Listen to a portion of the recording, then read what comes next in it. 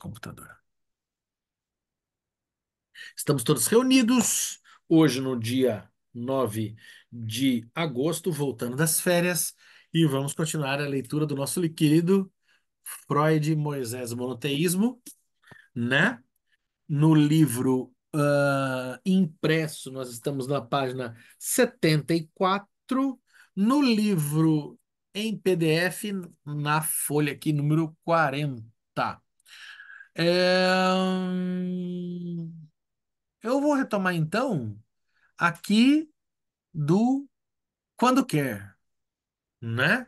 E eu sei que a gente parou naquela questão de um Freud olhando para o Moisés e descobrindo que esse Moisés é uma construção da cultura, né? Esse Moisés não é, ele é também um personagem histórico, mas ele vem de uma tradição múltipla, que é egípcia, que é judaica, que é pré-muçulmana dos povos, chamemos árabes, né, anteriores aí a Maomé, e aí cria-se um personagem, digamos assim, tampão, genérico, que chama-se Moisés, mas na verdade ele é resultado de um conjunto de encontro de culturas, né? Se a gente quiser bugar o software ainda, a gente pode dizer que Moisés é um belíssimo exemplo de múltipla apropriação cultural, né? Que é como a cultura é produzida de muitos modos. Então, vamos lá. Quando quer que tenha ocorrido a união das tribos numa nação, assumindo a mesma religião, isso poderia muito bem ter sido um ato irrelevante na história mundial. A nova religião teria sido removida pelo fluxo dos acontecimentos. Jeová teria podido tomar seu lugar na procissão dos deuses passados do romancista Flaubert, e de todas as 12 tribos de seu povo teriam se perdido, não apenas as 10 que os anglo-saxões procuraram por tanto tempo. Lá atrás a gente viu nos últimos encontros que ele passa pelo Flaubert falando, né, do encontro de Moisés e tal, naquele livro do Flaubert que eu me esqueço o nome, ele tem aqui, vamos ver, não me lembro quando que ele fala do Moisés aqui. Esqueci o nome do romance do Flaubert. É o Pécuchet? Não, E não lembro. no rodapé tá escrito A Tentação de Santo Antão? É isso? Então, mas é...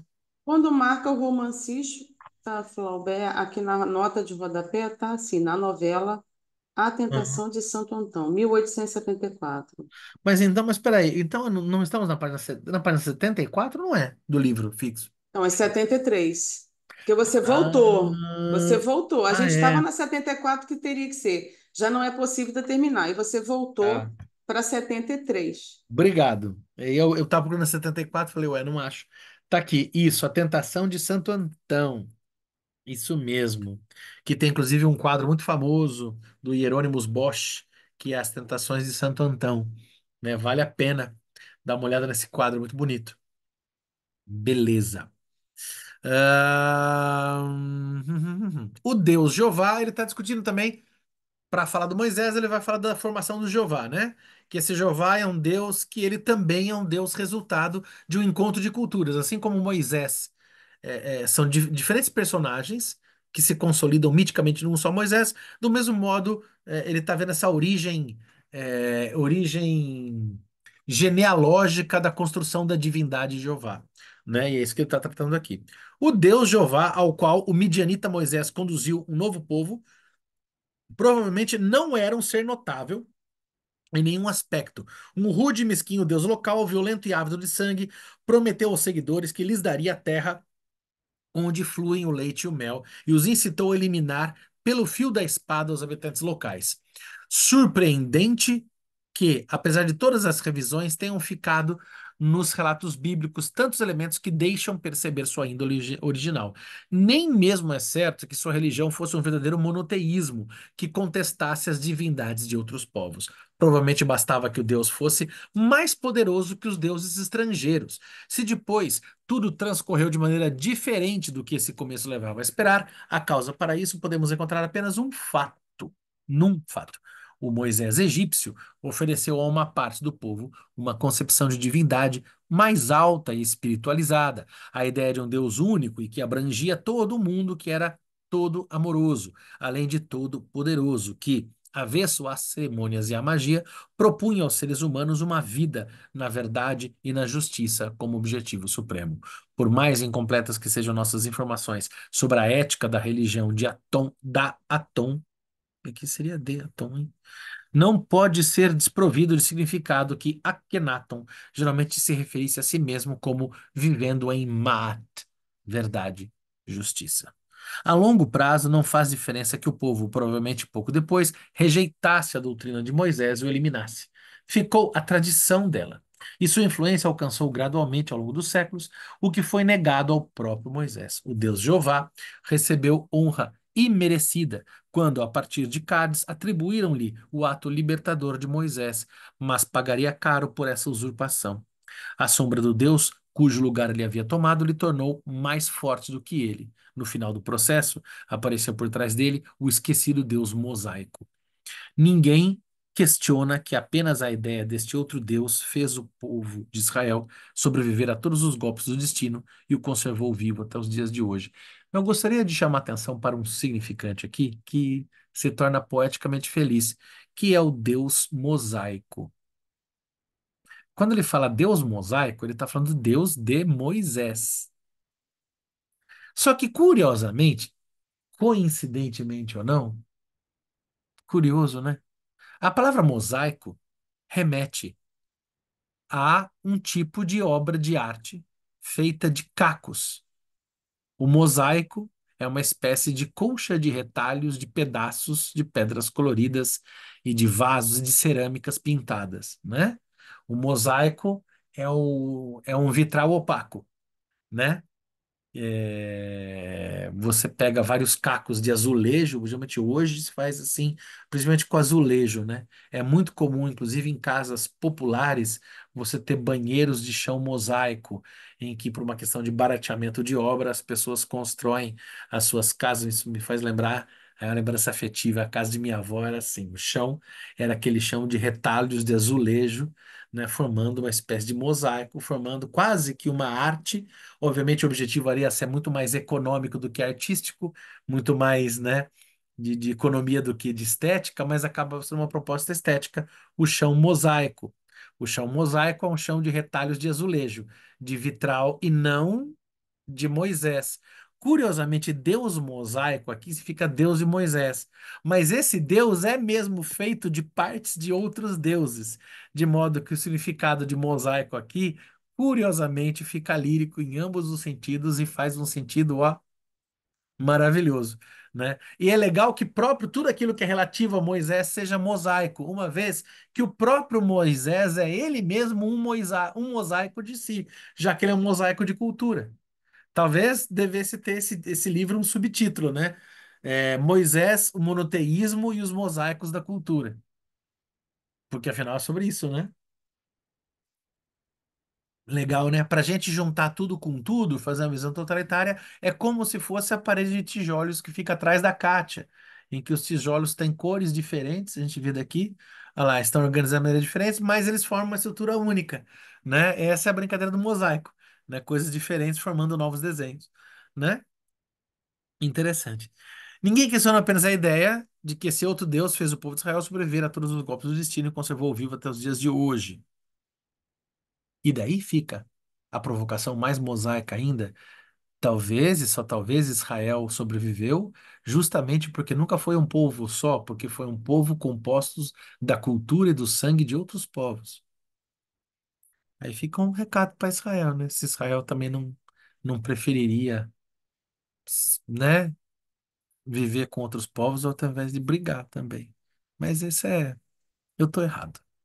Já não é possível determinar que participação tiveram os levitas na história final do Deus mosaico sobre Jeová. Eles haviam se posto ao lado de Moisés no Na passado. vitória, hein, Fábio? Só vou falar porque você falou história. O que que eu falei? Na história? Tu falou na história final. Vou levar para analista isso, hein? Isso não é erro, não. Isso é ato falho.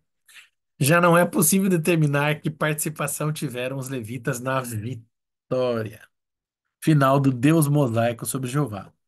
Eles haviam se posto ao lado de Moisés no passado, quando houve o compromisso de Cádiz, ainda com viva lembrança do Senhor, do qual eram seguidores e compatriotas. Nos séculos desde então haviam se fundido com o povo ou os sacerdotes, e a principal função desses se tornara desenvolver e zelar pelo ritual e também preservar os textos sagrados e revisá-los conforme seus propósitos. Mas todos os sacrifícios e cerimônias não eram, no fundo, apenas magia e feitiçaria rejeitadas incondicionalmente pela antiga doutrina de Moisés?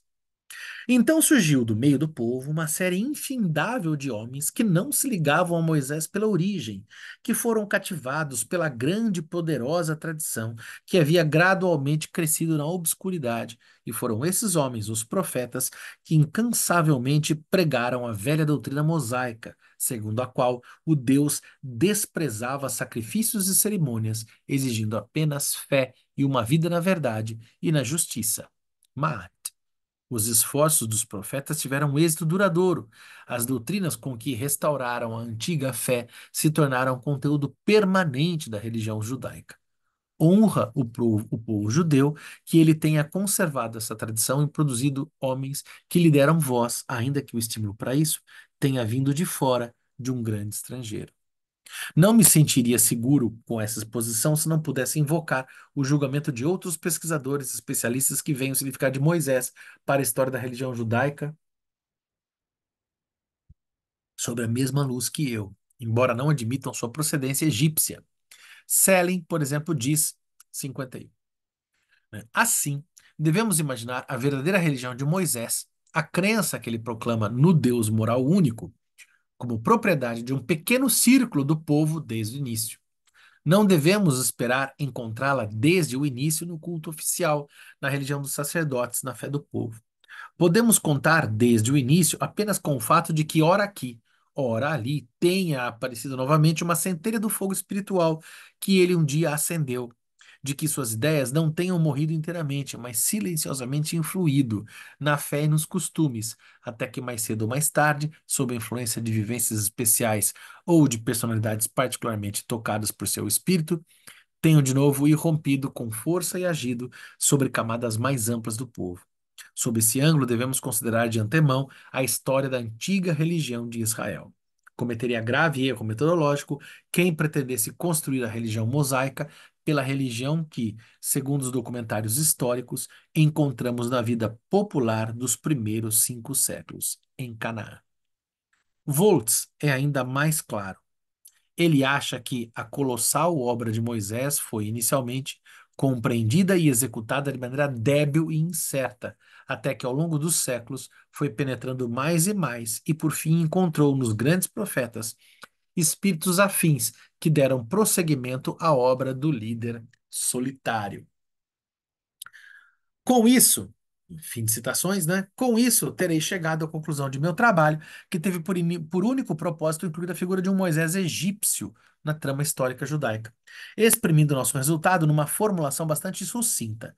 As conhecidas dualidades dessa história, dois povos que se unem para formar uma nação, dois reinos em que esta nação se divide, dois nomes de divindade nos textos fontes da Bíblia, acrescentamos duas novas, duas fundações da religião, a primeira reprimida pela segunda, e contudo ressurgindo depois vitoriosamente por trás dela. Dois fundadores da religião, ambos denominados Moisés, e cujas pessoas devemos distinguir uma da outra. E todas essas dualidades são consequências necessárias da primeira, do fato de que uma parte do povo sofreu uma vivência considerada traumática, que a outra parte não teve. Além disso, haveria ainda muita coisa a discutir, esclarecer e afirmar. Só então se justificaria de fato o interesse em nosso estudo puramente histórico. Em que consiste propriamente a natureza de uma tradição? Como é impossível negar a influência pessoal de grandes indivíduos na história do mundo, que sacrilégio é cometido contra a imensa diversidade da vida humana quando se admitem apenas motivos e necessidades materiais, de quais fontes muitas ideias, sobretudo as religiosas, extraem a força com que submetem pessoas e povos. Estudar tudo isso no caso específico da história judaica seria uma tarefa tentadora. Tal prosseguimento de meu trabalho se ligaria às considerações que registrei há 25 anos em Totem e Tabu, mas já não me acredito com forças para realizá-lo. 3. Moisés, seu povo e o monoteísmo. Primeira Sabe? parte. Oi. Eu não tinha entendido muito bem lá na página 74 do livro, quando ele colocou assim, né? O Moisés egípcio ofereceu a uma parte do povo outra concepção de divindade. Mas aí agora eu ia perguntar se vocês poderiam me falar sobre isso, mas aí agora acho que no decorrer eu entendi que seria uma parte aquele que aceitou a crença no monoteísmo e a outra que não, é isso? Olha, eu vou pedir ajuda. Hoje nós temos apenas um representante dos estudos bíblicos aqui, que é o Benjamin. Mas assim, do que eu estou entendendo, porque também a gente ficou um tempo sem ler e tal. Mas me parece assim, sim, tem essa questão monoteísta que vem da dimensão egípcia, mas depois essa tradição ela é ofuscada, relida e recolocada a partir dos povos ali da região de Canaã, né, que tem uma questão árabe e que tem a dimensão do Yahvé e que cria-se um outro tipo de divindade, não necessariamente monoteísta, talvez até politeísta, mas muito da tradição egípcia acaba sendo preservada e ressurge, emerge, porque ela tinha sido, digamos assim, recalcada, e vamos colocar assim uma Uhum, linguagem psicanalítica quase como um retorno do recalcado, e que vem à frente, e obviamente se misturando com a mais nova, formando. uhum, E particularmente eu acho esse movimento muito bonito porque é um movimento histórico, altamente, como falei várias vezes, de uma análise de historiador, mas ao mesmo tempo é muito de psicanalista, porque é bem isso, né? Você tem algo que é recalcado, que é recoberto, depois uhum. aparece, blá, blá, blá. Agora, Sim. exatamente como que é o primeiro Deus? Eu sei que tá monoteísta, mas como é que são os detalhes do segundo? Ele explicou tudo aqui, mas eu não me lembro muito dos detalhes, assim, de como que é as filigranas dessa variação. Mas, Uhum, assim, querendo deixar, uma intenção muito de deixar em maus lençóis, temos o nosso amigo aqui, que é o grande leitor da Bíblia, que é o Benjamin, né? uhum. Que é o nosso Benjamin, o nosso preferido, ó, né? E que vamos lá, Benjamin, você ilumina pra gente aí? Fábio, eu não sei nem de onde tu tirou isso, que eu sou o grande leitor da Bíblia. Ah, eu sei que Porque, hoje você é o grande bíblico aqui. A outra turma da Bíblia não veio hoje. Então, é tu, meu mas amigo. é, Né? mas eu acho que isso daí realmente ele vai começar a explicar daqui em diante, né? Na realidade, eu Uhum, também estou contigo. Eu acho que é que nem ele falou lá atrás da questão dos deslocamentos, né? uhum, Se lembra que ele fala, na realidade, parece que são deslocamentos que ele vai fazendo de culturas e formando, como tu falaste, a questão do recalque, né? Então ele tem tudo aquilo efervescente e a partir daquele momento vai sendo deslocado para formar essa religião monoteísta que, na realidade, como tu falaste, é um grande mosaico, né? Então, eu acredito que tenha sido por aí, realmente. Lá iniciado, lá na questão uhum, do Deus Sol, né? Naquela Uhum. tentativa É. de um Deus único, né? Que foi frustrada, né? Então, eu acho que talvez tenha partido desses deslocamentos, né? Uhum. É, uhum. então, E assim, eu eu, lembro que no próprio Êxodo, né? Não teve lá, enquanto ele foi lá no escrever lá os dez testamentos, foi ótimo, os 10 mandamentos, quando ele voltou, havia sido construído uma estátua. Não teve uma passagem dessa? Acho que eu lembro que eu vi no filme, eu acho isso. Então, isso daí É isso. parece que é essa referência a essa dimensão politeísta, né? Que do jeito que está na Bíblia, é apresentada como algo assim: olha, estão cultuando um outro Deus, outros deuses, aí Deus quer punir isso e tal. Essa é a explicação mítica, mas o que há por trás dessa explicação mítica recalcada é, na verdade, episódio politeísta de experiência religiosa, porque, na verdade, não é que, assim, na verdade, né? Assim, saindo da ideia do mito religioso, indo para essa arqueologia que ele está fazendo, falar, olha, esses episódios de politeísmo, na verdade, não são episódios em que esse Deus Yahvé está sendo construído, porque esse Deus Yahvé não é egípcio. A ideia do Deus único vem do Egito com Atom, Akhenaton. Mas Yahvé é uma outra divindade muito mais vingativa, muito mais tribal, muito mais próximo desses povos pré-árabes ali da Península Arábica, dos beduínos. E daí o que acontece é uma fusão, confusão de deuses, né? Numa espécie de uma coisa mosaica, fazendo um vitral de deuses, assim, e criando uma Uhum. unidade, mas essa unidade não nasce, ela é criada, né? E Agora. também. Oi, Fale. desculpa, Não, pode desculpa. falar, mano. Oi. Não, é que está me vindo aqui muitos judeus, né, que estavam ali, né, é, eles também se converteram a- ao politeísmo, né? Sim, sim. E É, é, aí eles no Êxodo também saíram dali, porque, desculpa, teve um eco aí, alguma coisa, não sei o que é. oi. Fui eu, fui eu que falei ou alguém falou aí? Eu não sei. E aí agora me veio me ocorreu também essa lembrança, né, dessa Na narrativa passagem. bíblica tem essa coisa daqueles que se convertem, são expulsos, tal. Na genealogia que ele está fazendo, ele está mostrando como, Uhum, né, essa maneira mítica de explicar de judeus, hebreus que traem o monoteísmo, né? Que na verdade, e eu tô achando horrorosa essa expressão na verdade, né? Mas na explicação histórica, não sei se verdadeiro, sim. mas na explicação histórica é um modo de entender como um episódio de articulação de diferentes divindades que estão sendo forjadas em uma só, trazendo diferentes características numa coisa só.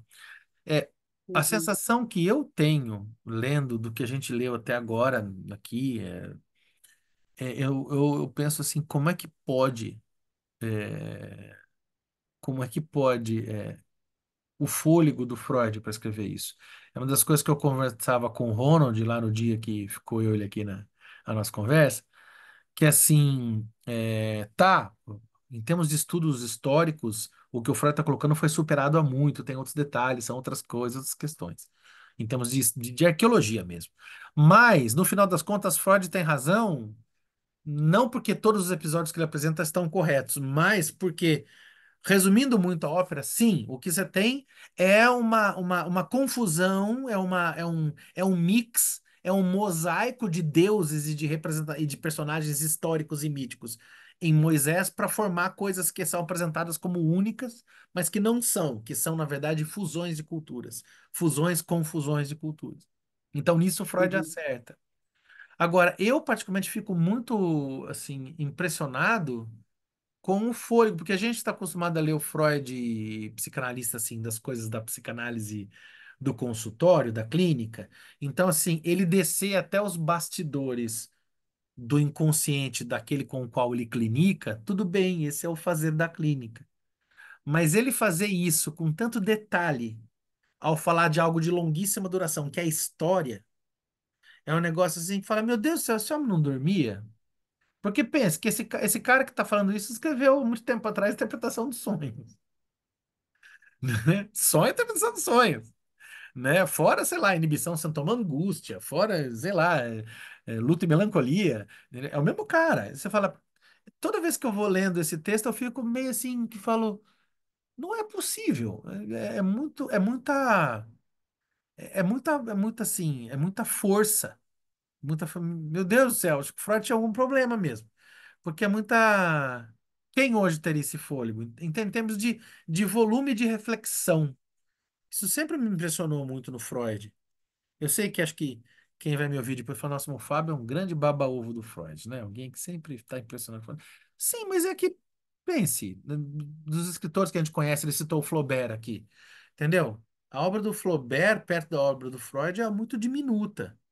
E o Flaubert é um gênio da literatura, né? A obra do Shakespeare, que é gigante, não é nada perto, assim, em termos de volume de reflexão, disso que ele está fazendo. Só esse texto que a gente leu até aqui é tanta informação, que assim, a gente não dá conta, né? E a gente está no começo. Então ele vai aprofundar muito mais. E ele aqui está citando Totem e Tabu. Eu lembro lá atrás que o Benjamin falou, né? Sobre Totem e Tabu, né? E aí, como é que é Totem e Tabu? Totem e Tabu é mais punk ainda. Totem e Tabu, e ele está amarrando aqui, ó, tal prosseguimento no meu trabalho, se ligaria às considerações que registrei há 25 anos, assim, lá atrás, 25 anos, um quarto de século antes ele escreveu Totem e Tabu, mas já não me acredito com forças para realizá-lo. Cara, Totem e Tabu é o nascimento mítico das religiões, né? Rapaz, Olha, né? Então não dá para dar conta mesmo. Rafael?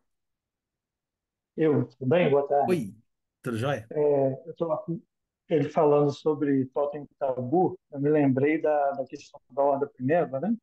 Aham. E tem a ver com esse assassinato do primeiro Moisés, né?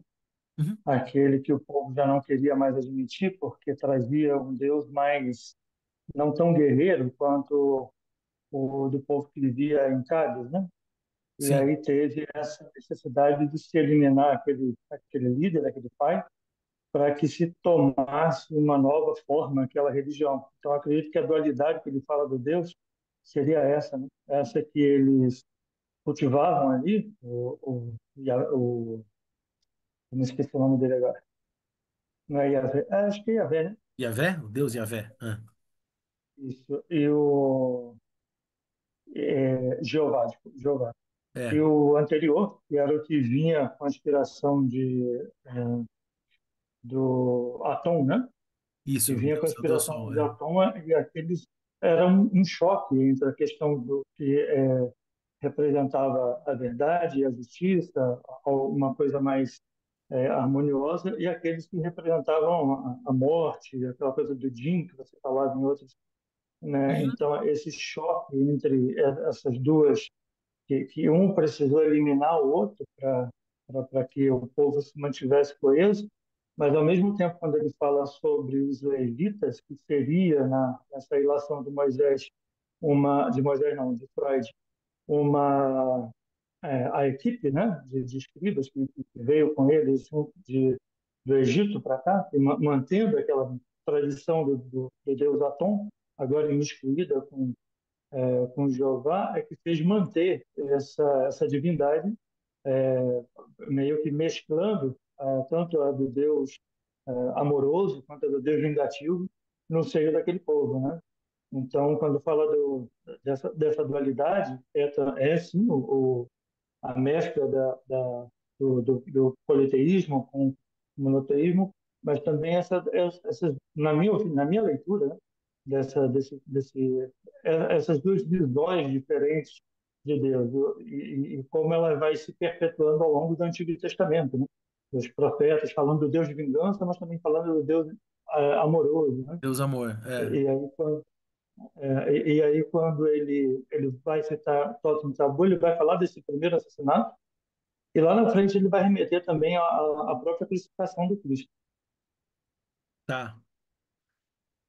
Não, não, não Poxa, obrigado, Rafael. Muito, muito legal essa sua leitura de. Porque eu fico imaginando, geralmente isso assim. O Totem Tabu como um texto assim fundamental e muito amplo também, né? Que nos possibilita muita conclusão, né? E agora o Moisés monoteísmo e aqui esse link, eu pensei, nossa, como é que a gente faz tudo isso? E eu acho que você trouxe pontos aí interessantíssimos mesmo, né? De pensar a construção desse Deus mosaico aqui, visto pela lógica desse motim contra Deus que está em Totem e Tabu, né? Que é a, a horda indo contra ao pai originário, né? Ao Urfater, né? Para indo contra esse Deus vingativo, né? E depois surgindo esse Deus amor, simbolizando o próprio processo histórico, né? Que seria a saída do Egito e essa simbolizando esse embate de criação de Deus, de violência tomando o totem e tabu, se eu entendi direito o que você está fazendo, e acho sensacional o que você está fazendo, é trazer o totem e tabu como um método como chave para ler a construção violenta do Deus mosaico no seio de Canaã. Se eu entendi, é isso, não é? E é sensacional. Eu dei um, eu dei um ganho, vou te dar uma ideia, mas foi por aí, né? Não, é legal essa sua ideia. Eu acho assim, não, me parece que é muito isso, sim. E é doido porque esse é outra coisa que acontece aqui nesse trecho aqui do texto, né? A gente lê e a gente se sente assim, fala, nossa, já é complicado Moisés e o monoteísmo, e aqui ele abre para Totem e Tabu, para essa leitura paralela, quase que ele está falando assim, olha, o legal seria pegar e ler os dois agora junto, né? Agora, com que fôlego, né? Com quantas... você vê que não existia... É muito legal mesmo. Eu li Totem e Tabu já tem muito tempo. Me deu vontade de ler de Dá novo vontade. agora, né? O problema Quando, como é o nome dele mesmo que falou agora do parricídio? do Dostoiévski, que você está falando? Não, do parricídio ou Não, ele Dostoiévski? que o rapaz que estava falando aí agora. Ah, o Rafael, que falou aqui? É Rafael, né? Ele não É. falou do parricídio, né? De Totem e Tabu, Ah, o tá, pai da sim, horda sendo tá. É, o pai da morto. ordem, tá. É que daí você falou do parricídio, eu me lembrei do outro texto do Freud, que é Dostoiévski, o parricídio, que ele vai comentar. Não, esse É, eu nem conheço. Você foi longe, mas é é, bom, é isso o aí. problema, o Os problema, inconscientes vão indo. o problema do Freud é que ele é rizoma, né? Ele se espraia. Então, uma coisa puxa outra coisa, que puxa outra coisa, e daí você fala, não, é fácil, né, Freud? É só você ler todas as obras ao mesmo tempo, né? E daí você cai na biblioteca do Babel, do autor, como é que é o nome dele? Do argentino lá, do Borges. A biblioteca de Babel. Só você dominar a biblioteca toda, de todo mundo, né? Que vai dar Uhum. certo, claro que não, Vamos né? lá, né? Vai lá, né? O Fábio, e aí falando do Vai. parricídio, aí me veio também a ideia de que do recalcado, que foi falado aqui atrás, né? Do Uhum. retorno do recalcado, aí você vem Moisés morto, Jesus morto. Não sei, fiquei pensando, não, A não galera seria matando também um deuses, né? parricídio? Exatamente. A morte que é vida, né? Tem toda essa questão. O devoramento do Deus, né? Eu tinha uma. Quando eu era professor de história, não sei se era por isso que eu perdi emprego, mas eu tinha uma aula que eu adorava dar, que era da aula do. Não sei se eu já contei aqui, se eu tiver conta, me avisem que é coisa de velho, ficar repetindo história, né? Que eu me lembro que eu contava a história da Réa Sílvia, de Rômulo e Remo, né? E daí, para contar a história de Remo, eu contava a história para falar da questão do devoramento do deus, dos esquimós, dos inuits, né? Que tem o deus que é o urso polar. E que, ao que consta certa lenda, não sei se é verdade, que os inuits eles pegam o urso polar e aprisionam o urso polar, não matam. E eles cortam um pedaço, arrancam um pedaço do traseiro do urso polar, assim, cortam, né? E preparam essa carne do urso polar e dão para o próprio urso polar comer. E daí, você fala, nossa, mas então o urso tá lá aprisionado com fome, machucado, e ele come a própria carne. Quando ele come a própria carne, é porque Deus autorizou o devoramento. Aí sim eles matam o urso e comem. E eu adorava contar esse detalhe na sala de aula, porque a molecada falava, ai, credo, que absurdo, comem o próprio Deus. Eu falei, ué, mas não é na missa que as pessoas fazem fila para se alimentar da carne do próprio Deus? Forte isso, hein? Não é? O que é então essa coisa de o sacrifício do Deus e devorá-lo, e o devoramento do Deus, não é algo exclusivo, né? E é todo. E é com essas coisas que o Freud está lidando, né? Quando ele está aqui no Moisés, quando ele está no Totem e Tabu, né? Então tem uma função essa morte do Deus, né? E daí todo mundo se ofende com Nietzsche, né? Quando Nietzsche fala Deus está morto. Mas, gente, não era, né? Então, é interessante o Freud, o grande leitor de Nietzsche, né? Então, enfim, é bastante coisa. Não vai dar para saber tudo. Inclusive, eu acho que É. essa ideia aí Oi? acabou entrando um pouco no que, acho que no final dessa parte 3, se eu não me engano, pelo que eu me lembro, o Freud vai acabar citando essa questão do devorar. Não sei se é aqui ou se é no Totem Tabu. A própria tradição como sendo essa repetição do Totem Tabu devorar, né? fala, Rafael. Eu não Oi? sei se aqui fala, porque eu não li esse texto ainda, né? Moisés e o monoteísmo, mas lá em Totem Tabu eu li e ele fala de comer, né? As partes lá. É, a questão da antropofagia, inclusive, né? Dos povos é, indígenas brasileiros, né? A questão do devoramento também, né? Isso Estava é. lembrando disso, dos indígenas que algumas tribos devoravam, né? Inclusive tinha um É, ritual, né? Que aquele que você matava para você honrar e não ser. Você comia que você. É como se você pegasse o conhecimento dele, né? é, Uma é. coisa assim. Incorporação de software. É. Você dá um upgrade. É. Que é muito bem cantado, belíssimamente cantado no poema belíssimo de um dos maiores poetas brasileiros, que é Gonçalves Dias, né? Que é Ijucapirama. Em Ijucapirama é sobre isso. É o indígena que vai ser morto para ser devorado, né? E ele foge, mas depois ele enfrenta a própria morte e aceita essa condição, né? Ijucapirama, se não me engano, em Tupi-Guarani significa aquele que vai morrer. É Ijucapirama, né? Todo mundo pensa que é o nome do cara, Juca Pirama. Não, né? É sobre isso mesmo, né? Uma tradição da antropofagia brasileira que inaugura o movimento antropófago, se isso for pensar de outra maneira, do modernismo de 22, né? Olha lá, que delícia, né? Como é simples, E, né? Fábio, se a gente for ver também na questão da psicanálise, o declínio do complexo de Édipo, né, faz com que a gente introjete muita coisa do pai, né? Então a gente acaba que tanto é que fala, pô, tu é o teu pai todinho, tu é tua... Então acaba que a cultura também é um pouco É, disso, né? pro nosso É da próprio gente terror, né? justamente a gente poder carregar coisas que vêm dos nossos É, familiares, né, para a é. vida inteira, né? Essa violência chamada cultura, né?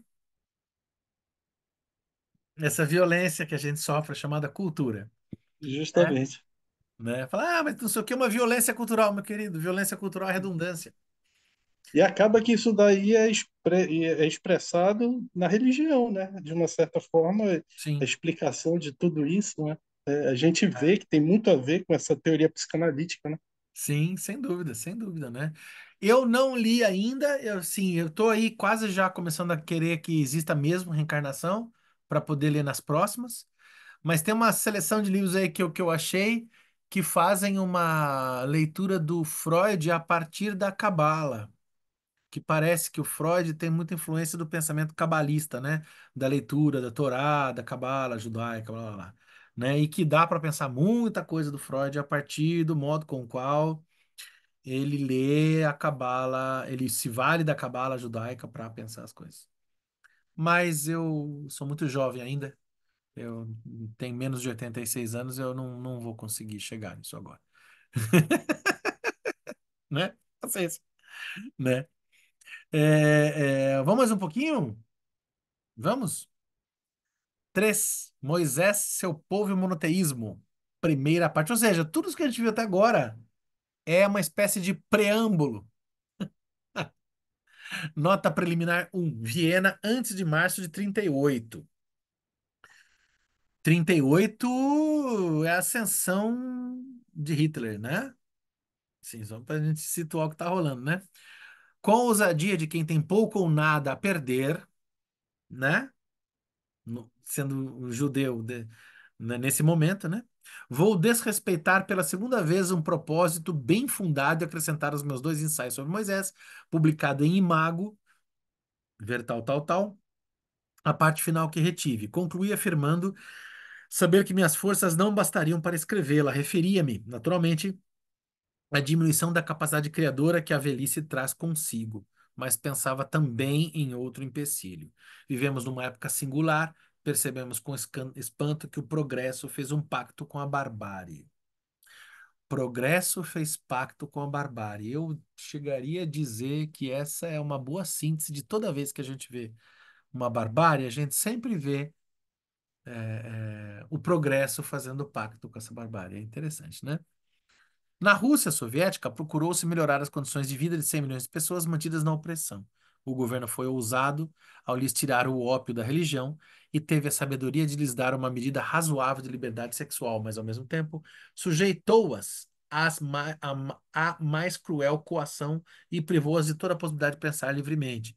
Com violência semelhante, o povo italiano é educado no culto à ordem e ao sentimento do dever. No caso do povo alemão, sentimos como que o alívio de uma atormentadora apreensão ao ver que a recaída numa barbárie pré-histórica pode ocorrer sem se apoiar numa ideia progressista.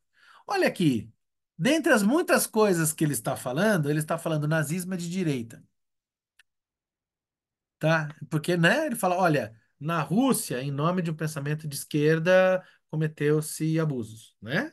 É o que ele está falando, progressista. E aqui ele fala, né, o nazismo, o povo alemão, segundo alívio de uma tormenta de pressão, ao ver que a recaída numa barbárie pré-histórica pode ocorrer sem se apoiar numa ideia progressista, ou seja, não é progressista, é conservadora, de direita. É a informação menos importante que tem aqui, mas eu gostaria de frisar, porque uma época andou moda as pessoas falarem certo tipo de besteira, então vai que as pessoas leiam Freud, né? Daí dá certo. Seja como for, a situação é tal que hoje em dia as democracias conservadoras se tornaram guardiãs do avanço cultural. E, de modo curioso, justamente a instituição da Igreja Católica se opõe energicamente à expansão desse perigo cultural. Ela, que até agora foi inimiga implacável da liberdade de pensamento e do avanço no conhecimento da verdade. É, tem setores da igreja que são a favores ao pensamento reacionário nessa época também. Mas tudo bem. Vamos lá. Vivemos num país católico e sob proteção dessa igreja, incertos de que quanto tempo ainda valerá essa proteção. Aqui ele fala do país católico, ele está onde? Ah, em Viena, né? Ah, tá. Verdade. Não se trata, porque se fosse Prússia, por exemplo, a Alemanha nessa época aqui já é um grande país protestante, né? Não se trata de covardia, mas de prudência. O novo inimigo ao qual nos guardamos de servir é mais perigoso do que o antigo, com o qual já aprendemos a lidar. A investigação psicanalítica que praticamos é de todo modo vista com desconfiança pelo catolicismo. Não afirmaremos que não há razão para isso. Se o nosso trabalho nos leva a uma conclusão que reduz a religião a uma neurose da humanidade e explica seu formidável poder da mesma forma que a compulsão neurótica de nossos pacientes, estamos seguros de provocar enorme indignação nos poderes vigentes. Não que digamos algo que seja novo, que já não tenhamos dito claramente há 25 anos, mas desde então isso foi esquecido e pode haver consequências se agora o repetimos e ilustramos com um exemplo válido para todas as religiões. Provavelmente faria com que nos interditassem o exercício da psicanálise. Afinal, tais métodos violentos de repressão não são nada alheios à Igreja. Na verdade, ela vê como usurpação de suas prerrogativas que outros também se sirvam deles. Mas a psicanálise, que durante minha longa vida chegou a toda parte, ainda não tem um lar que lhe seja mais valioso do que a cidade onde nasceu e cresceu. Eu não apenas acho, sei que esse outro obstáculo, o perigo externo, me impedirá de publicar a última parte do meu estudo sobre Moisés. Ainda fiz uma tentativa de me livrar da dificuldade, dizendo a mim mesmo que esse temor se baseava numa superestimação de minha importância pessoal. É provável que seja indiferente para as autoridades o que eu decido escrever sobre Moisés e a origem das religiões monoteístas, mas não me sinto seguro nesse julgamento. Parece-me possível, isto sim, que a maldade e o sensacionalismo compensem o valor que não tenho para meus contemporâneos. Portanto, não tornarei público esse trabalho, mas isso não me impede de escrevê-lo, sobretudo porque já o redigi 2 anos atrás, de modo que só preciso revisá-lo e acrescentá-lo aos 2 ensaios anteriores. Ele pode permanecer guardado até chegar o tempo em que ouse sair sem perigo, ou até que se possa dizer a um autor que professa as mesmas conclusões e opiniões que, um dia, em tempos mais obscuros, houve alguém que pensou o mesmo que você. Ele está na boca do furacão nazista, né? Está numa Áustria católica, né? Muito herdeira de um pensamento é, vitoriano, né, do século XIX, católico, né? Vamos lembrar que a Áustria, ela era um berço de conservadorismo. Se vocês se lembrarem, lá no começo do século XIX, 1800 e depois de 1808, você tem a chamada Restauração, o período da Restauração e da Santa Aliança, que é a Áustria. E isso não tinha nem Alemanha, o que chamava-se Alemanha era o que chamava-se talvez de Prússia, né? Não era, a Alemanha só vai se unificar em 1870 e pouco, no final do século XIX. Então a Áustria, ela sempre foi, e a Viena, com isso, sempre foi a capital do pensamento conservador, né? E essa força em 38 que surge é uma força católica. O nazismo tem uma base católica, mas de um catolicismo muito mais próximo do que era a restauração lá da Santa Aliança do século XIX, antibonapartista, blá, blá, blá, do que do século XX propriamente dita. Então, ele falou, olha, tem setores católicos que são progressistas, mas tem setores aqui que é o que está surgindo no poder que são conservadores, né? Enfim. E, e aqui Oi. parece que ele também já está, tipo, adiantando o papel da psicanálise nessa visão subversiva, né? Uhum. Ah, No sentido de que a igreja castradora, né, com relação à sexualidade, onde ele já começa a colocar, opa, calma, que isso daí é uma ilusão fabricada por um dogma religioso, né? é, é, é importante eu falar, mas o Freud é completamente contrário à religião e tal. Eu acho que é aquilo, né? Mas é e não é, porque assim. Ele tá, quando ele se debruça para a religião, ele vai desconstruir a religião na sua, sim, né? Mas quando ele se debruça, por exemplo, em Totem e Tabu, Moisés monoteísmo, ou seja, a cultura religiosa importa, né? Então é nesses termos que conversávamos aqui antes da gente gravar, né? Que pelo menos é uma opinião muito minha, né? Eu não acho necessariamente que o analista ele deva ou não deva ser religioso. O que eu acho que o estudioso de psicanálise fechar aos olhos a importância cultural das religiões é o empobrecimento. Ele precisa passar por isso, ainda que não processa nenhuma. No final das contas, acredito eu, opinião muito minha, né? O bom analista é aquele que, sendo religioso ou não, lida com isso. Né? No final das contas, porque simplesmente tem que lidar, porque não vai dizer que algum aspecto da cultura você não vai lidar. Ah, não, isso daqui eu não quero saber, né? Não. Apesar de que tem alguns psicanalistas, eu li um livro, Freud e a Religião, não me lembro o autor, eu li agora nas férias, não sei se é a Michele, mas ela explicando essa situação. O Freud, se eu não me engano, foi o Eric Fromm, e tinha um outro pastor também que era psicanalista, estudava com ele, que dizia que o Freud tinha dado uma grande contribuição para a religião, inclusive para a visão crítica de tudo e tal. Hum? Só que essas pessoas chegaram junto do Freud e ele, com um sorriso muito de canto de boca, agradeceu tudo, mas no final ele falou: não acredito. Não, Eu simplesmente não acredito, para mim isso é uma grande ilusão. é. Mas eu agradeço muito o elogio. É, a questão assim que não há, a gente vai se despedir de todas as ilusões, é possível? Não haverá ilusão alguma? Não haverá idealização nenhuma? Aí fica essa questão, porque você pode ter Deus, você pode acreditar num mundo melhor, numa utopia. Não tem ilusão nenhuma. Nenhuma.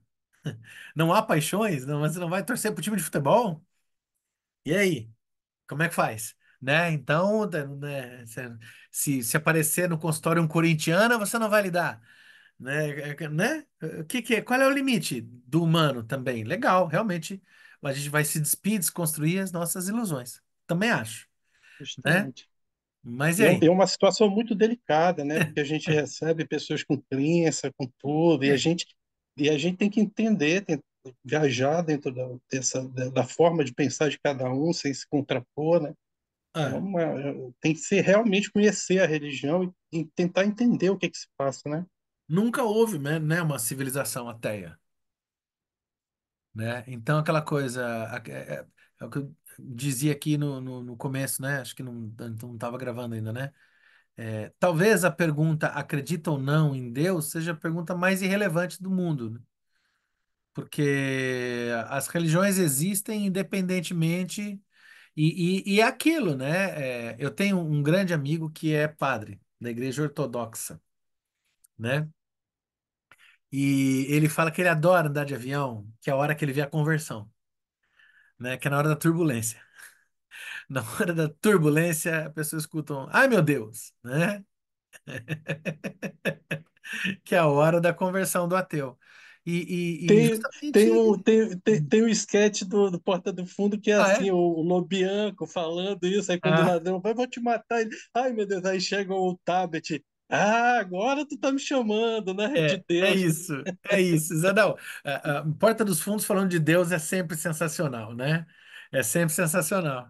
E é aquilo, no final das contas, é, isso nos atravessa.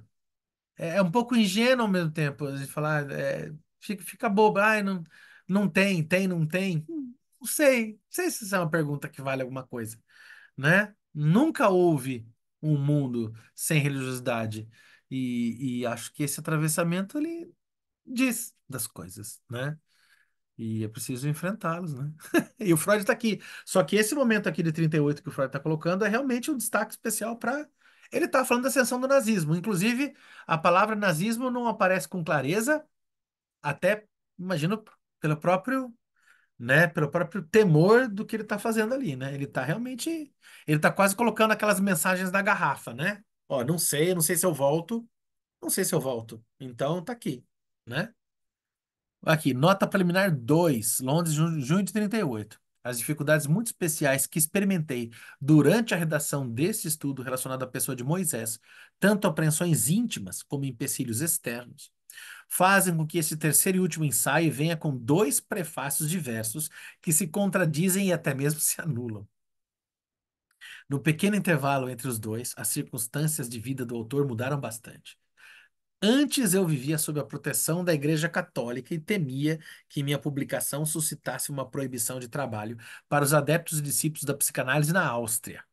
De repente aconteceu uma invasão alemã e o catolicismo se revelou, para usar a expressão bíblica, um caniço ao vento. Muda de direção, né? Tendo a certeza de que então era perseguido não apenas por meu modo de pensar, mas também por minha raça, abandonei com muitos amigos a cidade que havia sido pátria desde a infância por 78 anos.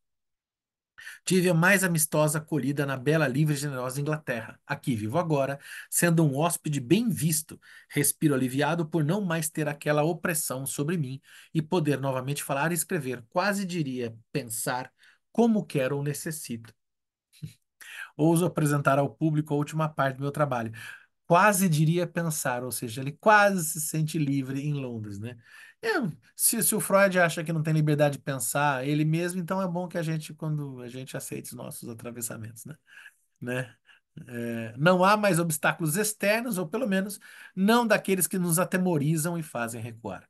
Nas poucas semanas em que estou aqui, recebi numerosos cumprimentos de amigos que se alegraram com minha presença, de desconhecidos e de pessoas sem qualquer relação com a psicanálise, que apenas desejavam exprimir uma satisfação por terem encontrado liberdade e segurança aqui. Além disso, houve, em número surpreendente, para um estrangeiro, cartas de outra espécie que se preocupavam com a salvação de minha alma, apontavam-me os caminhos de Cristo e procuravam me esclarecer sobre o futuro de Israel.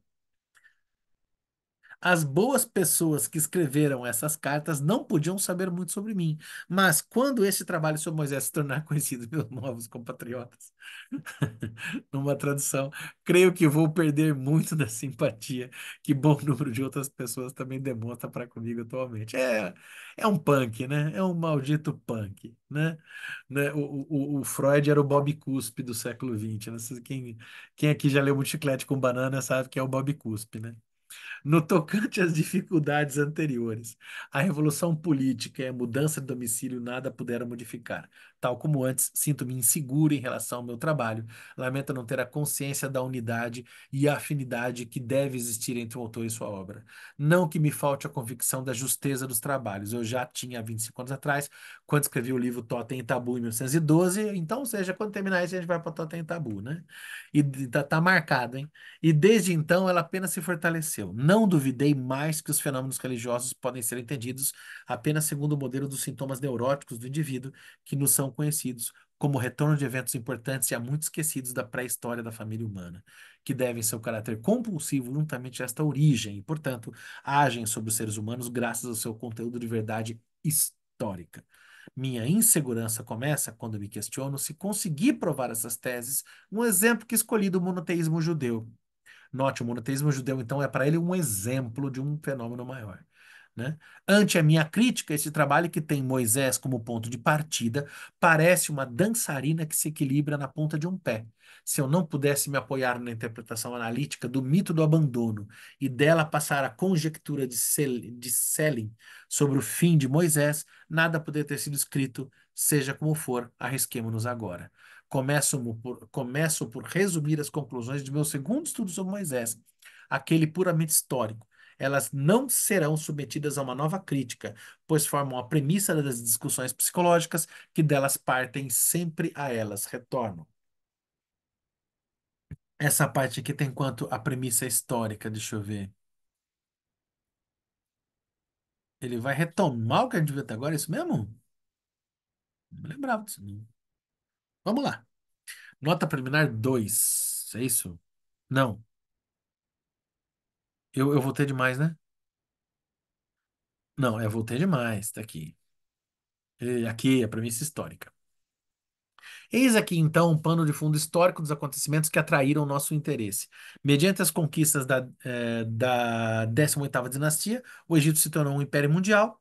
O novo imperialismo se reflete no desenvolvimento das concepções religiosas, se não de todo o povo, pelo menos da camada mais elevada, dominante e intelectualmente ativa. Sob a influência dos sacerdotes do Deus Sol, em On, Heliópolis, e talvez reforçada por estímulos vindos da Ásia, surge uma ideia de um Deus universal, Atom, que não conhece mais a restrição a um país e a um povo. Com o jovem Amenófis IV, chega ao poder um faraó que não tem interesse maior que o desenvolvimento dessa ideia de Deus. Ele promove a religião de Atom, a religião do Estado, e torna o Deus universal Deus único. Tudo o que se fala sobre os outros deuses é mentira e engano. Com inaudita inflexibilidade, ele resiste às tentações do pensamento mágico e rejeita a ilusão de uma vida após a morte, tão cara aos egípcios. Num espantoso pressentimento da percepção científica posterior, vê na energia solar a fonte de toda a vida na Terra e a venera como símbolo do poder de seu Deus. Ele se gaba de sua alegria com a criação e de sua vida em Ma'at, verdade e justiça. Ele está resumindo o que a gente viu até agora, né? Olha lá, é bom que vai limpar certas arestas para gente. É o primeiro e talvez mais puro caso de religião monoteísta da história humana, uma compreensão mais profunda das condições históricas e psicológicas de sua gênese seria de valor inestimável, mas cuidou-se para que não nos chegassem muitas informações sobre essa religião. Já os débeis sucessores de Akhenaton acabaram-se tudo. Akhenaton acabou, já sob os débeis sucessores de Akhenaton, acabou-se tudo o que ele havia criado. A vingança da casta sacerdotal que lhes reprimia se desencadeou contra sua própria memória, a religião de Atom foi abolida, a cidade daquele faraó estigmatizado foi destruída e saqueada por volta de 1350 a.C., extinguiu-se a 18ª dinastia.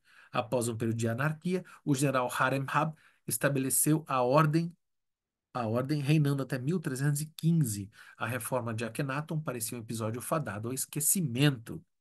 Isso é o que se acha estabelecido historicamente. Agora vem a nossa continuação hipotética. De novo, Freud marca, é a minha hipótese. Né? Entre as pessoas próximas de Akhenaton havia um homem que talvez chamassem Tutmés, como outros então. O nome não importa muito. Seu segundo componente é que tinha que ser Moza, moxa. Né? Ele ocupava uma alta posição, era adepto convívio da religião de Atom, mas, diferentemente do rei mediativo, era enérgico e passional. Para esse homem, a morte de Akhenaton e a extinção de sua religião significavam um fim de todas as esperanças, ele só poderia continuar vivendo no Egito como um proscrito ou um renegado. Talvez como governador da província da fronteira, ele havia tomado contato com uma tribo semita que para lá emigrara algumas gerações antes. No trânsito da decepção e do isolamento, ele se voltou para esses estrangeiros, buscou neles a compensação para suas perdas, escolheu-os como seu povo, procurou realizar neles seus ideais. Já certa feita, já estamos em totem e tabu, né? Morto o Deus anterior, agora o seu filho, né? Ideais. Depois que, acompanhado de sua gente, abandonou o Egito juntamente com eles, santificou-os com o sinal da circuncisão, que era egípcio, né? Deu-lhes leis, iniciou-os nos ensinamentos da religião de Atom, até que os egípcios os haviam rejeitado. Talvez os preceitos que esse Moisés deu aos seus judeus fossem ainda mais duros do que os de seu senhor e mestre Akenaton. Talvez ele tenha renunciado à ligação com o deus solar de On, que aquele ainda mantivera. O êxodo do Egito deve ser situado no período interrêneo de 1350 a.C. A época subsequente, até a conclusão da tomada de Canaã, é particularmente nebulosa. A pesquisa histórica atual, da época dele, claro, pôde extrair dois fatos da escuridão que o relato bíblico deixou, ou melhor, criou nesse ponto. Remete à questão que a Kátia estava falando lá atrás. O primeiro descoberto por Ernst Selling é que os judeus, que segundo a própria Bíblia eram teimosos e birrentos com seu líder legislador, um dia se revoltaram contra ele, mataram-no e dispensaram a religião de Atom que lhes foi imposta, tal como os egípcios haviam feito antes. O segundo, demonstrado por Edward Meyer, é que esses judeus regressos do Egito se uniram depois a outras tribos, a eles aparentadas no território entre Palestina, Península do Sinai e Arábia. E ali, num local abundante em água, Cádiz, adotaram uma nova religião sob a influência dos midianitas árabes, a adoção do deus vulcânico Jeová. Pouco depois estavam prontos para irromper em Canaã como conquistadores. As relações cronológicas desses dois eventos entre si e com o êxodo do Egito são muito incertas. A mais próxima referência histórica nos é dada por uma estrela, por uma estela do faraó Merneptah. Estela, alguém disse no encontro passado o significado da palavra estela. Estela. Foi o Márcio, né? Não é uma É, pedra, se eu não me parece que é engano, é uma estela de pedra. Roseta, é uma pedra. Isso. Foi dada por uma pedra do faraó Meneptah. É. O Marcinho não pode estar no encontro aqui, mas isso está entre nós. O Pô, qual faz uma falta, né? Muito é, legal ele. a turma que manja das coisas bíblicas. Você agora é o nosso, cara, o Rafael também aí, ó. A galera que lê a Bíblia a sério aí, não esses, esses, esses agnósticos meia tigela que nem eu aí, que não estuda a Bíblia e fica falando. O qual reinou até 1215, que, relatando excursões guerreiras na Síria e na Palestina, menciona Israel entre os vencidos. Tomando a data dessa estela como um terminus ad quem, um limite, resta cerca de um século, de depois de 1350 até antes de 1215, só fazer uma nota, às vezes as pessoas estranham porque tá do maior para o menor, é que a gente tá antes de Cristo, então diminui, né, o número, certo? Para tudo que se sucedeu após o Êxodo, mas talvez o nome Israel tenha ainda não se refira às tribos que consideremos e que, na realidade, dispomos de um intervalo de tempo maior. O estabelecimento em Canaã, do que depois seria o povo judeu, não foi certamente uma conquista rápida, mas um processo que ocorreu em etapas e se estendeu por um período relativamente longo. Se nos livrarmos da restrição que nos impõe a estela de Merneptah, podemos mais facilmente considerar uma geração 30 anos como a época de Moisés, deixando passar 2 gerações, provavelmente mais, até a união em Cádiz. O intervalo entre Cádiz e a partida para Canaã não precisa ser longo, como foi mostrado no ensaio anterior. A tradição judaica teve bons motivos para reduzir o intervalo entre o êxodo e a fundação da religião em Cádiz, enquanto a nossa exposição interessa o oposto. Mas tudo isso ainda é história. Tentativa de preencher as lacunas de nosso conhecimento histórico. Repetição, em parte, do segundo ensaio de Imago, o ensaio anterior, que a gente leu, né, anteriormente. Interessa-nos acompanhar as vicissitudes de Moisés e suas doutrinas, que só aparentemente tiveram fim com a revolta dos judeus. Pelo relato do Geovista, que foi escrito por volta do ano 1000, mas certamente se baseou em registros mais antigos, descobrimos que a união das tribos e a fundação da religião em Cádiz envolveram um compromisso em que as duas partes ainda podem ser diferenciadas. A um lado, importava apenas negar o caráter novo e estrangeiro do Deus Jeová e fortalecer a reivindicação deste, a devoção do povo. O outro não queria renunciar em prol desse Deus as preciosas lembranças da libertação e saída do Egito e da formidável figura do líder Moisés. E conseguiu integrar tanto o fato como o indivíduo na nova narrativa da história anterior do povo judeu, conservar ao menos o sinal externo da religião mosaica, a circuncisão e talvez impor certas restrições ao uso do novo nome do Deus. E daí é coisa do Jeová, Yahvé, né? Tal, que é o tetragrama. Dissemos que os defensores dessas reivindicações eram os descendentes da gente de Moisés, os levitas, que estavam separados dos contemporâneos e compatriotas de Moisés por poucas gerações e ainda se ligavam à memória desse por vivas lembranças. As narrativas poeticamente ornamentadas que atribuímos ao Jeovista e ao seu posterior concorrente, o Eloísta, eram como mausoléus sob os quais, subtraindo ao conhecimento das gerações posteriores, a informação verdadeira sobre essas coisas remotas, sobre a natureza da religião mosaica e a violenta eliminação do grande homem, deveria encontrar seu descanso eterno, por assim dizer. E se percebemos de forma correta o que sucedeu, não há mais nada de misterioso nele, mas poderia muito bem ter significado o fim definitivo do episódio de Moisés na história do povo judeu. O notável, porém, é que não tenha sido assim, que os efeitos mais poderosos daquela vivência do povo tenham aparecido, apenas mais tarde, que viessem a penetrar a realidade gradualmente ao longo de muitos séculos. É pouco provável que Jeová se diferenciasse muito em sua natureza dos deuses dos povos e tribos vizinhos. Certamente brigava com eles, como os povos mesmos lutavam entre si, mas devemos supor que ao adorador de Jeová não passava pela cabeça negar a existência dos deuses de Canaã, Moab, Amaleque, etc., assim como não negava a existência dos povos que neles acreditavam. A ideia monoteísta, que brilhara subitamente com Akhenaton, obscureceu-se de novo e ficaria ainda muito tempo na penumbra. Descobertas feitas na ilha de Elefantina, logo abaixo da primeira catarata do Nilo, resultam na informação surpreendente de que ali existiu uma colônia militar judaica durante séculos e que no seu templo eram adoradas, junto com o deus principal, Jaú, duas divindades femininas, uma das quais se chamava Anatejaú. Mas esses judeus eram desvinculados da pátria, não haviam participado do seu desenvolvimento religioso. O governo imperial persa, no século V a.C., transmitiu-lhes o conhecimento dos novos preceitos do culto vindos de Jerusalém. Voltando à época mais antiga, podemos dizer que o Deus Jeová certamente não tinha semelhança com o Deus mosaico. Atom fora um pacifista como seu representante na Terra, seu modelo, na verdade. O faraó Akhenaton, que assistiu inerte à desagregação do Império Mundial conquistado por seus ancestrais. Sem dúvida, Jeová era mais adequado para um povo que se dispunha à ocupação violenta de suas terras. Além disso, tudo o que no Deus mosaico era digno de veneração escapava à compreensão da massa primitiva.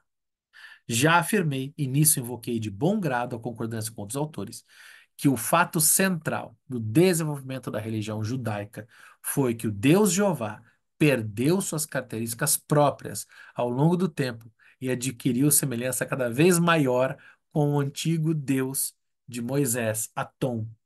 Jeová era um Deus guerreiro, ele vai se tornando cada vez mais próximo daquele Deus que estava encoberto, recalcado, né, que era o vindo do egípcio, né, do Egito. É verdade que permaneceram diferenças que à primeira vista nos inclinaríamos a considerar grandes, mas elas podem ser facilmente explicadas. No Egito, Atom havia começado a dominar numa época feliz, de posses garantidas, e mesmo quando o império começou a balançar, seus adoradores haviam podido se afastar da perturbação e continuaram a louvar e fluir suas criações. O destino reservou ao povo judeu muitas provações difíceis e experiências dolorosas. Seu Deus se tornou duro e severo, como que ensombrecido. Manteve o caráter de Deus universal que reina sobre todas as terras e povos, mas o fato de sua duração ter passado dos egípcios para os judeus achou expressão na crença complementar de que os judeus eram seu povo eleito, cujas obrigações especiais teriam, no fim, compensação especial. Provavelmente não foi fácil para o povo conciliar a crença na predileção do seu Deus onipotente com as tristes experiências do seu destino infeliz. Mas ele não se deixou confundir, intensificou o próprio sentimento de culpa para sufocar suas dúvidas em relação a Deus, e talvez tenha invocado, por fim, os inescrutáveis desígnios do Senhor, como fazem ainda hoje os devotos, né? Pode, pode ter se admirado por esse Deus permitir que um agressor após o outro, assírios, babilônios e persas, surgisse para subjugá-lo e maltratá-lo, mas reconheceu, enfim, seu poder no fato de que todos esses inimigos maus eram derrotados e seus impérios evaneciam, né?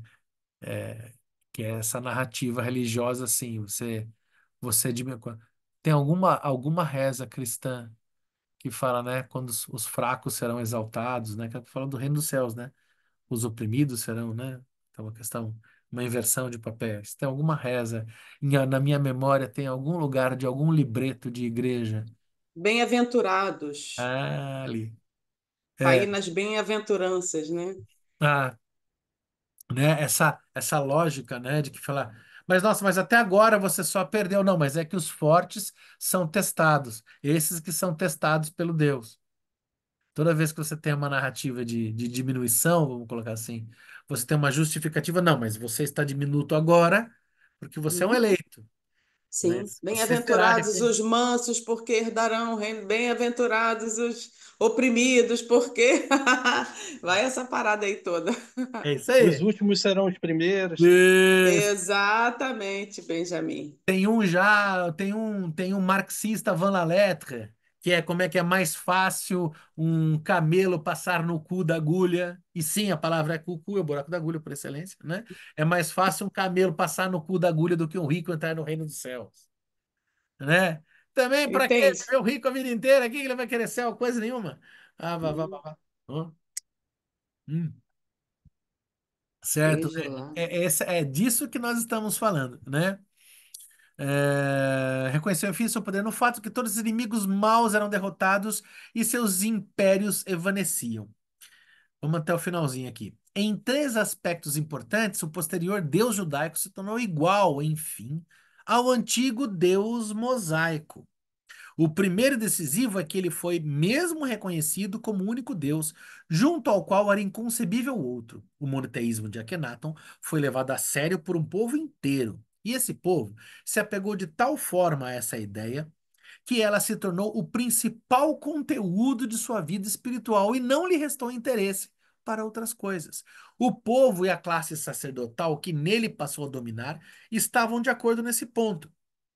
Mas os sacerdotes, esgotando sua atividade no desenvolvimento do cerimonial para adoração, entraram em conflito com fortes correntes no interior do povo, que buscavam reviver dois outros ensinamentos de Moisés sobre o seu Deus.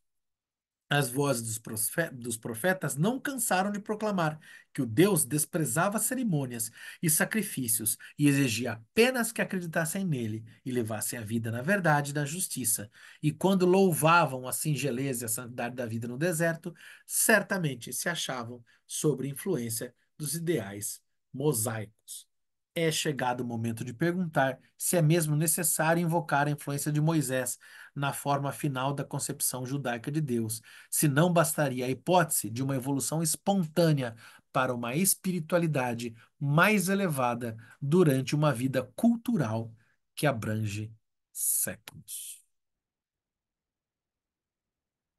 Paremos por aqui, né? Porque aqui esse resumo dele vai longe ainda, né? Certo? Tudo bem? Senão a gente. Agora, Tudo certo. Ele é, está recapitulando, né? Muita ele está coisa. recapitulando, é. Sim, sim, sim. E, e é interessante, né? Como é isso, né? Essa questão da, da, 16, da construção desse mosaico de cultura, né? 24, Aqui 40. nós estamos. Nós começamos Moisés, deixa eu ver.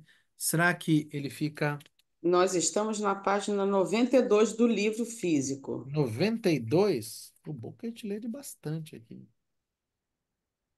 92. Então, Tirar uma foto. 90, isso. É o, 92, o próximo encontro, então, é de 16/8/24. é o novo caderno do mundo contemporâneo, a fotografia, né? Então, PDF, página 50. E